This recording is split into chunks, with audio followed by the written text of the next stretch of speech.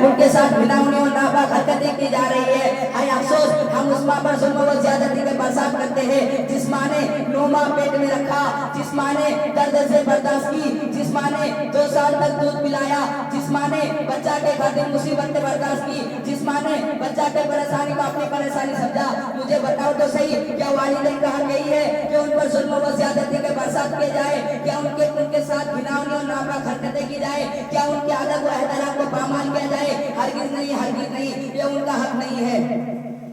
نوجوانان ملت جنت و جہنم والدین کی خدمت پر موقوف ہے۔ چنانچہ صحابہ کرام نے رسول اللہ صلی اللہ علیہ وسلم سے دریافت کیا ما حق الوالدین، تو آپ نے فرمایا ہما جنت و نار، وہی تمہاری جنت ہے اور وہی تمہاری دوزخ۔ گویا آپ صلی اللہ علیہ وسلم نے فیصلہ کر دیا کہ ان کی فرما برداری کے بغیر جنت حاصل نہیں ہو سکتی۔ دوستو حضرت اویس کرنی رضی اللہ تعالیٰ عنہ کو دیکھیے کہ ماں کی بیماری اور ان کی خدمت کی وجہ سے پوری زندگی رسول اللہ صلی اللہ علیہ وسلم کی خدمت پر حاضر نہ ہو سکے۔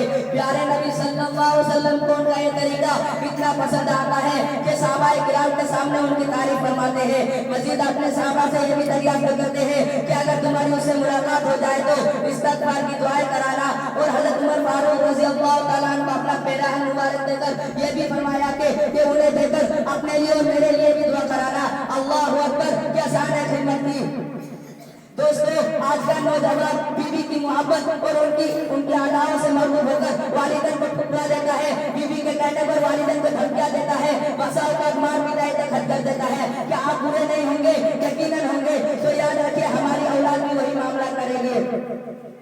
دوستو آپ کو حضرت علقمہ کا واقعہ معلوم ہوگا کہ اتنے بڑے صحابی تھے مگر کلمہ طیبہ زبان پر جاری نہیں ہوتا ہے، جو اس لیے کہ وہ ماں پر بیوی کی ترجیح دیتے تھے۔ ماں ان سے ناراض تھی، پھر ماں ان کو معاف کرتی ہے تو کلمہ طیبہ زبان پر جاری ہوتا ہے۔ ان کا یہ حال تھا تو ہماری اور آپ کا کیا حقیقت ہے؟ دوستو اگر ہم نے والدین کی نافرمانی کی تو یاد رکھیے برسر عام ذلیل و رسوا کرے گا، مارے شرم کے آپ کی نگاہیں جھکی رہ جائے گی، آپ کا عمل خاک میں مل جائے گا۔ اور اگر آپ ان کی خدمت کرتے رہے تو دنیا و آخرت دونوں میں کامیابی آپ کا قدم چومے گا۔